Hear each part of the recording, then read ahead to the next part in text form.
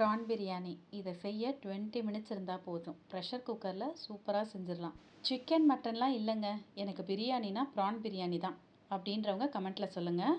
PRAN க்ளீனிங்கோடு சேர்த்து 20 minutes கிடையாதுங்க. PRAN cleaning இல்லாமல் குக்கிங் டைம் தான் 20 மினிட்ஸ். 2 அழகு அரிசி இதை செய்ய ஆரம்பிக்கிறதுக்கு முன்னாடியே தண்ணி ஊற்றி ஊற வச்சுருங்க. இந்த பிரியாணி செய்கிறதுக்கு நான் இன்னைக்கு டைகர் ப்ரான்ஸ் தான் எடுத்திருக்கேன். இது 1/2 kg. இதை க்ளீன் பண்ணி நர்வ்லாம் எடுத்துருங்க. ப்ரானை நல்லா வாஷ் பண்ணிவிட்டு 1/2 spoon lemon juice, salt, ginger garlic paste, chilli powder இதெல்லாம் போட்டு ஊற வச்சுருங்க. ப்ரெஷர் குக்கரில் 2 டீஸ்பூன் நெய், கொஞ்சம் ஆயில் விட்டு பட்டை, கிராம்பு, ஏலக்காய், பிரியாணி இலை, 2 பச்சை மிளகாய், 4 பெரிய சைஸ் வெங்காயம் இதெல்லாம் தாளிச்சிட்டு வதக்கி எடுத்துக்கோங்க.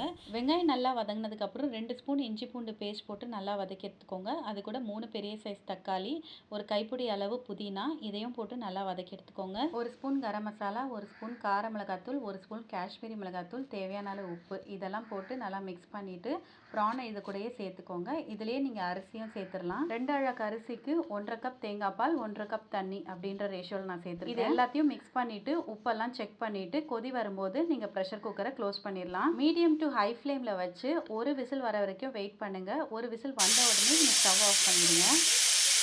ப்ரெஷர் அடங்குற வரைக்கும் வெயிட் பண்ணி அப்புறமா நீங்கள் ஓப்பன் பண்ணி பாருங்கள். பிரியாணி அரிசிலாம் உடையாமல் சூப்பராக வந்திருக்கும். ப்ரெஷர் குக்கர் ஓப்பன் பண்ணிவிட்டு பிரியாணியை கிளறி விடும்போது பார்த்து பதமாக்கிடுங்க, இல்லைனா பிரியாணி அரிசி உடஞ்சிரும். இந்த வீடியோ சேவ் பண்ணிவிட்டு அடுத்த முறை ப்ரான் வாங்கினா கண்டிப்பாக அந்த கோகனட் மில்க் பிரியாணி ட்ரை பண்ணி பாருங்கள். எப்படி வந்திருக்குன்னு கமெண்ட்டில் சொல்லுங்கள்.